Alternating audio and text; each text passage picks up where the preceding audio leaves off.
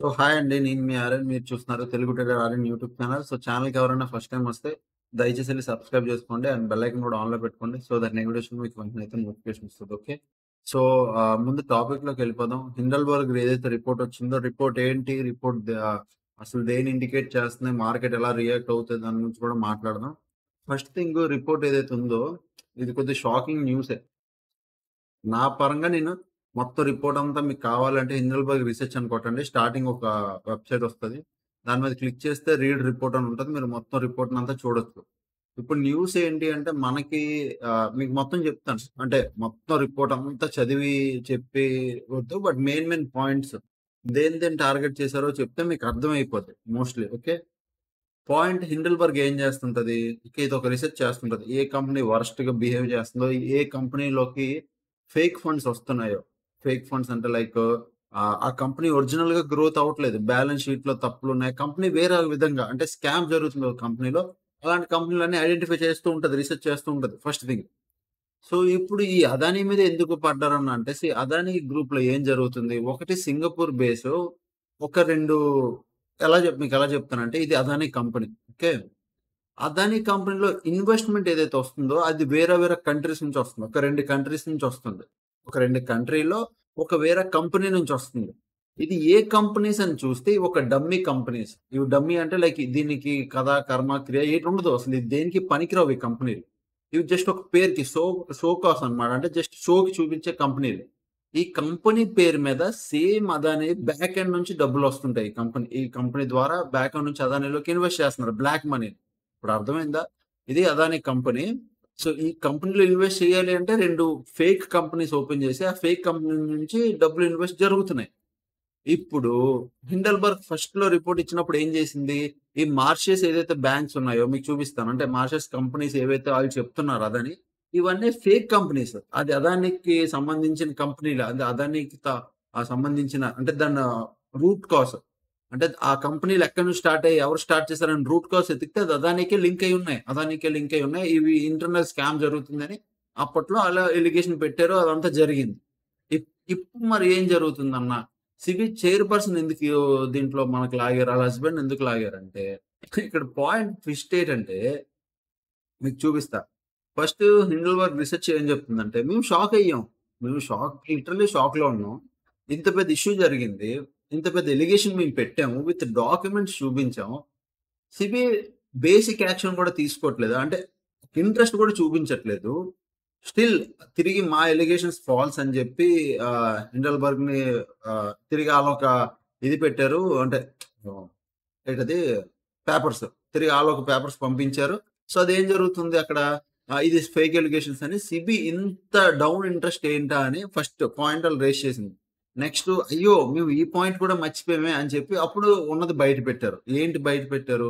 మీరు మొత్తం చూస్తే, ఇక్కడ మొత్తం మీకు చూస్తే జీడీఓఎఫ్ అని ఒక సంస్థలాగా, అంటే ఇదెక్కడుంది? లైక్ వేరే ఒక కంట్రీలో. జీడీఎఫ్ అన్నది ఒక దాని మీద ఇన్వెస్ట్ చేసి, ఇగో మార్షెస్ అని కనబడుతుందా? రెసిడెన్సీ అది మనీ, ఇంచుమించు మనీ లాండరింగ్. మీకు సింపుల్‌గా చెప్పాలంటే వేరే కంట్రీస్‌లో కూర్చొని అక్కడ ఒక కంపెనీ, ఫేక్ కంపెనీ ఓపెన్ చేసి అందు ద్వారా మన ఇండియన్ మార్కెట్‌లో ఇన్వెస్ట్ చేయడం. ఇప్పుడు ఎవరైతే సిబి చైర్‌పర్సన్ ఉన్నారో ఆళ్ళ హస్బెండ్, ఆవిడ 2 సింగపూర్ నుంచి ఇన్వెస్ట్ చేయడం. ఫస్ట్ ఎప్పుడు 2015లో.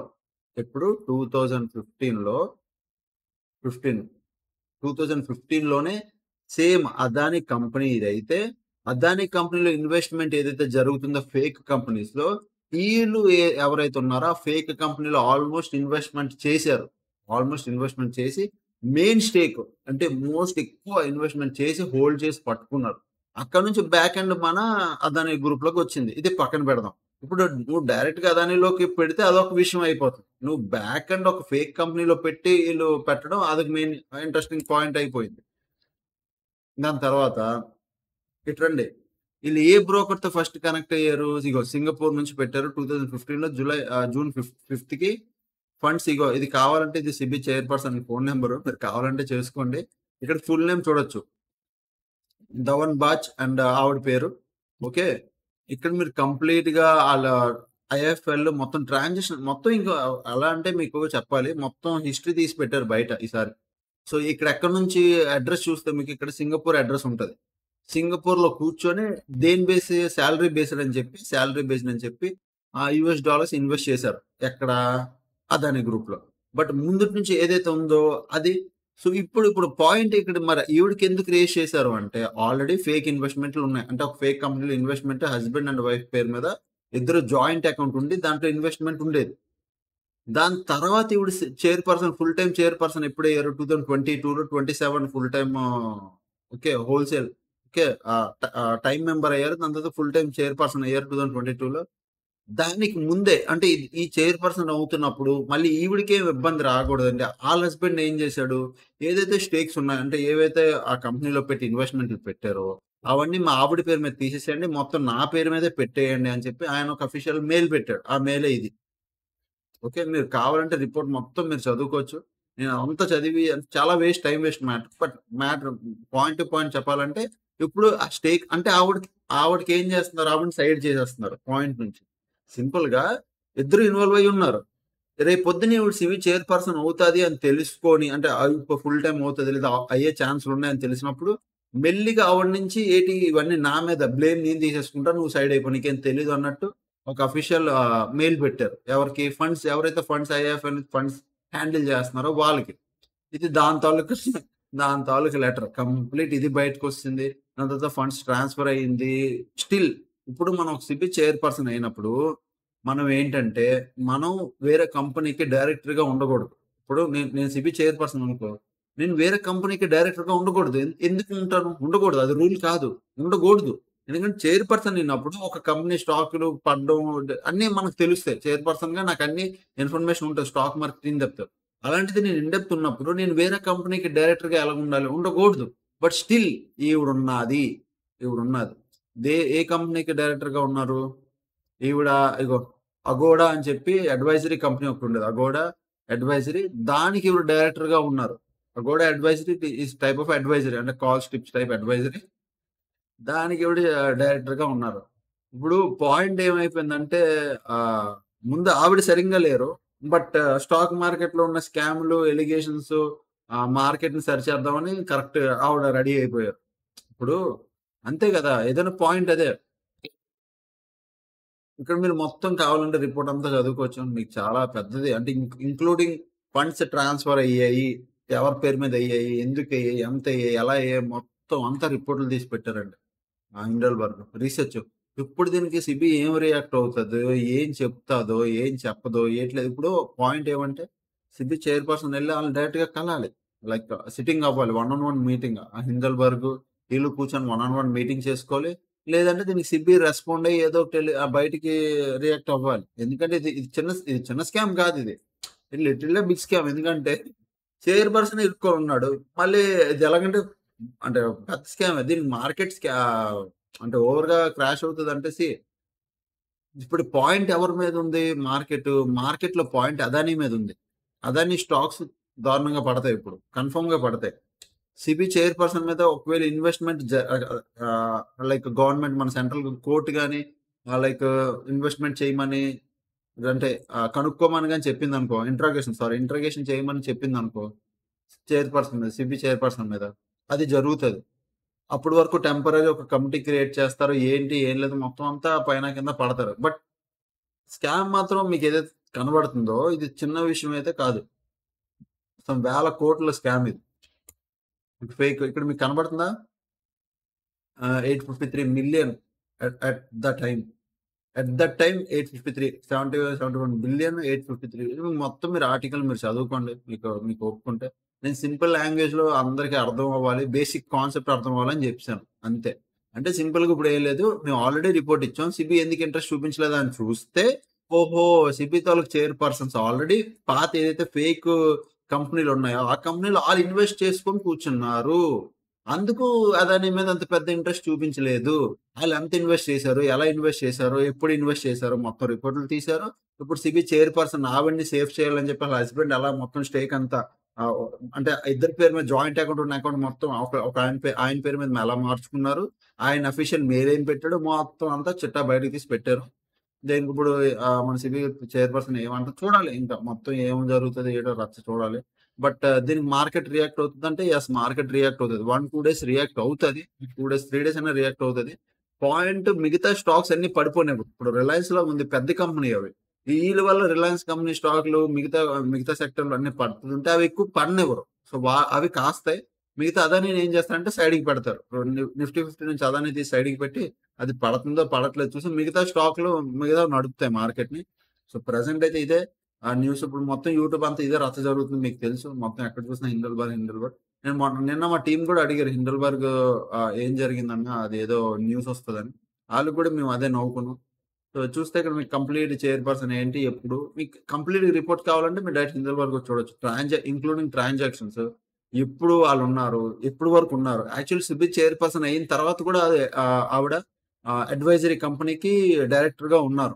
ఇప్పుడు రీసెంట్ టైమ్‌లో ఆ డైరెక్టరీ నుంచి తప్పుకున్నారు. రీసెంట్ టైమ్‌లో. లైక్ ఒక 1 ఇయర్ అనుకో. 1 ఇయర్, 2 ఇయర్స్ బ్యాక్ 2022, 23లో తప్పుకున్నారు. అంటే ఆవిడ ఎప్పుడయ్యారు? 22లో అయ్యారనుకో.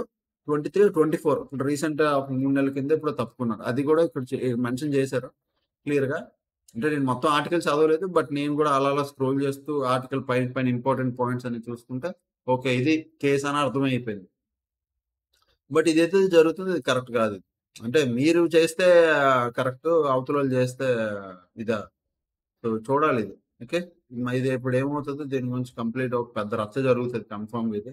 దీన్నైతే అబ్జర్వ్ చేయండి. అదానిలో మీరిప్పుడు ఇన్వెస్ట్‌మెంట్‌లు ఏమి చేయకండి. స్టాక్స్‌లో కూడా ప్రెజెంట్ ఇన్వెస్ట్‌మెంట్‌లు పెట్టుకుంటే చేయకండి. ఈ టైంలో ఒకవేళ మీరేదైనా స్టాక్ కొన్నారు అంటే ఆల్రెడీ లాంగ్ పోర్ట్‌ఫోలియోలో స్టాక్స్ ఉన్నాయి. మీ పోర్ట్‌ఫోలియోలో బాగా చెప్తాను వినండి. దీన్నే హెడ్జింగ్ అంటారు. మీ పోర్ట్‌ఫోలియోలో ఆల్రెడీ ఏదైనా స్టాక్స్ ఉన్నాయి. లైక్ అదాని కాకుండా రిలయన్స్ గాని, టాటా గాని ఏవన్నా స్టాక్స్ ఉన్నాయి పోర్ట్‌ఫోలియోలో. ఇప్పుడు అవన్నీ పడుతుంటే మీకు లాస్ వస్తుంది అనిపిస్తే month end, month end last ఇప్పుడు ఈ మంత్ ఆప్షన్స్‌లో ఇప్పుడు ఇది ఆగస్ట్ మంత్ కదా! ఆగస్ట్ మంత్ లాస్ట్ ఎక్స్‌పైరీ అంటే 29 ఈస్ లాస్ట్ ఎక్స్‌పైరీ అనుకో. ఆగస్ట్ మంత్ ఇప్పుడు ఎంత 11 తారీఖు. బట్ ఈ మంత్ ఆప్షన్స్‌లో 29 is last expiry. 29 last expiry పుట్టుని బై చేసి కూర్చోండి. పుట్‌ని బై చేసి కూర్చోవడం వల్ల ఏంటంటే హెడ్జ్ అవుతది. స్టాక్స్ ఇప్పుడు పడితే పుట్లు కూడా పడతాయి కాబట్టి, పుట్లు ఏమవుతది? పుట్ ప్రీమియం పెరుగుతాయి. స్టాక్స్ పడుతుంది. పుట్లు ప్రీమియం పెరుగుతాయి. సో, పుట్ అనేది మీకు కవర్ చేస్తది. దీన్నే కవర్డ్ కాల్ అంటారు. మీకు కవర్డ్ కాల్ ఎవరికైనా తెలిస్తే ఓకే. ఇలాంటి టైంలోనే కవర్డ్ కాల్ యూజ్ చేస్తారు. సడెన్‌గా మార్కెట్‌లో న్యూస్ వచ్చింది. సడెన్‌గా వరస్ట్ మొమెంటమ్ జరుగుతుంది. రేపు మార్నింగ్ ఓపెన్ అయ్యేసరికి మీరు మీ కాల్స్ అంటే పుట్‌నన్నీ బై చేసుకొని కూర్చోండి. లేదా కాల్‌ని సెల్ చేసైనా కూర్చోండి. యూజువల్లీ కవర్డ్ కాల్ అంటే ఏం లేదు. మార్కెట్ ఇప్పుడు పడుతున్నప్పుడు సేమ్ అదే టైంలో కాల్‌ని సెల్ చేస్తారు. అంటే ప్రెజెంట్ ఏదైనా స్టాక్ హోల్డ్ చేశారు. ఆ స్టాక్ అనుకోకుండా పడిపోతుందనుకో దాని కాల్‌ని కూడా సెల్ చేస్తారు కొన్ని రోజులు. అది ఎప్పటి వరకు పడుతుందో కాల్‌లో ప్రాఫిట్ వస్తూ ఉంటది. కాల్‌లో ప్రాఫిట్ వస్తూ ఉంటది. దాన్ని ఎంజాయ్ చేస్తూ ఉంటారు. సడెన్‌గా మళ్ళీ మార్కెట్ టర్న్ అయిపోతున్నప్పుడు కాల్‌లో ప్రాఫిట్ బుక్ చేసుకొని దీన్ని అలా హోల్డ్ చేస్తారు. మళ్ళీ ఇది యాస్ ఇట్ ఈజ్ నడుస్తది. ఇది కవర్డ్ కాల్. సేమ్ ఇది అదే విధంగా నేను పుట్‌ని మీకు బై చేయమంటున్నాను. సేమ్ మంత్ ఎండ్ లాస్ట్ ఎక్స్‌పైరీది పుట్ ఎడ్దామని పుట్ బై చేసి వదిలేయొచ్చు. ఒకవేళ మార్కెట్ అదే విధంగా డ్రాస్టిక్‌గా ఫాల్ అయితే మీకు మీరున్న ఇన్వెస్ట్‌మెంట్‌కి ట్రేడ్ గురించి చెప్పట్లేదు. నేను ట్రేడ్ గురించే చెప్పట్లేదు. This is investment purpose. మీరు మీ ఇన్వెస్ట్‌మెంట్‌ని సేఫ్ చేసుకోవడానికి మీరు పుట్‌ని బై చేసి కూర్చోవచ్చు. మార్కెట్ పడితే అది అక్కడ కరెక్షన్ తీసుకుంటే సరిపోద్ది. ఓకే. మరి ఇది రిపోర్ట్ అన్నమాట హిండల్బర్గ్ రిసర్చ్. మొత్తానికి కొంపైతే కూల్చారు శుభ్రంగా. అదానికి ఇంక తొక్కేస్తారండి కన్ఫర్మ్‌గా. ఉంచరు. మార్కెట్ నుంచి పీకేస్తారు దాన్ని. చాలా అప్పటికే ఆల్‌మోస్ట్ లిటిగేషన్‌లు వస్తూనే ఉన్నాయి. ఒకసారి వచ్చింది, 2 సార్లు వచ్చింది. మళ్ళీ స్టిల్ మార్కెట్ పైకి పరిగెట్టింది.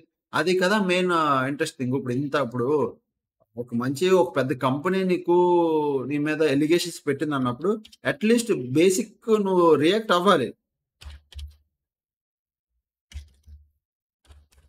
నువ్వేదో ఒకటి చేయాలి. నువ్వు ఏది చేయకుండా నువ్వు సైలెంట్‌గా ఉండిపోతే అవతల జనాలకి కనబడట్లేదా? సో, పదాన్ని మీరు వన్ డే టైమ్ ఫ్రేమ్‌లో చూస్తే సీ మొన్న 23లో హిండర్బర్గ్ రిపోర్ట్ వచ్చిన తర్వాత మళ్ళీ మార్కెట్ చూడండి ఎంత బాగా శుభ్రంగా బాగా మార్కెట్ పెరుక్కుంటూ ఎళ్ళిపోయింది. సో, ఎక్కడైతే రిపోర్ట్ వచ్చిన తర్వాత అందుకే ఇప్పుడు ఆళ్ళు షాక్ అయ్యారు. అంటే మేము రిపోర్ట్ ఇచ్చాము. మేము ఇంత పెద్ద ఎలిగేషన్ పెట్టాము. స్టిల్ మార్కెట్‌లో ఏది లేకుండా అంటే జస్ట్ పెద్ద ఇష్యూ ఏమి కాకుండా అన్నట్టు మీరు జస్ట్ లైట్ తీసుకున్నారు. అది ఎలా పాసిబుల్ అయ్యింది? అంటే అంత ఈజీ ఎలా అయిపోయింది? అంటే అసలు మా ఎలిగేషన్సే రాంగా? అనేది ఇంకొద్దిగా గట్టిగా కన్ను ఎర్రజేసి చూస్తే ఇప్పుడు మొత్తం అందరూ దొరికారు. సిబి చైర్‌పర్సన్‌తో పాటు అందరూ దొరికారు. ఎంత నిజం ఉందో, ఎంత అబద్ధం మనకు తెలీదు సార్. మీరు ఒక పాయింట్ అలిగేషన్స్ అయితే పెట్టారు with documents, with mails, with transaction హిస్టరీతో కూడా బయట పెట్టారు. ఇప్పుడు సిబి చైర్‌పర్సన్ గాని ఆళ్ళేం బయటకొచ్చి మాట్లాడతారో చూడాలి. ఇప్పుడు ఆళ్ళ మీద కూర్చుంటారు. అంటే ఒకళ్ళొకళ్ళు కూర్చొని మాట్లాడుకుంటారు one by one face to face. ఏమవుతదో మనం వచ్చే రోజుల్లో చూద్దాం. ఓకే. దీనికైతే మార్కెట్ రియాక్ట్ అవ్వడం కన్ఫర్మ్. బట్ ఓవర్ రియాక్ట్ అయిపోయి కంటిన్యూ ఫాలో అయితే అవ్వదు. ఓవర్‌గా ఇన్వెస్ట్‌మెంట్ చేసినోళ్ళు అదానిలో గట్టా మీరు తీసి పెట్టేసుకోండి. అదాన్ని పట్టుకోకండి వద్దు. నేను మొన్న గూడా మా ఫ్రెండ్స్‌కి చెప్పా. అదానిలో మాత్రం వద్దురా రీసెంట్ టైమ్‌లో అసలొద్దు. ఎప్పుడు ఏమవుతదో తెలీదు. అసలు వరస్ట్‌గా ఉందని. అదే జరిగింది. వద్దు అన్నాను. 2 మంత్స్, 3 మంత్స్ బ్యాక్ అదే జరిగింది ఇప్పుడు. సో, వద్దు. అదానిలో మీరు ముట్టుకోకండి. మిగతా స్టాక్స్‌లో మీరు ఇన్వెస్ట్ చేసుకుంటే దానికి కావాలంటే పుట్ బై చేసుకొని కూర్చోండి. టెంపరరీ మార్కెట్ పడేన్ని రోజులు. ఓకే. అదనమాట. సో, అనాలిసిస్ వీడియోలో కలుద్దాం. టేక్ కేర్ అండి. బాయ్.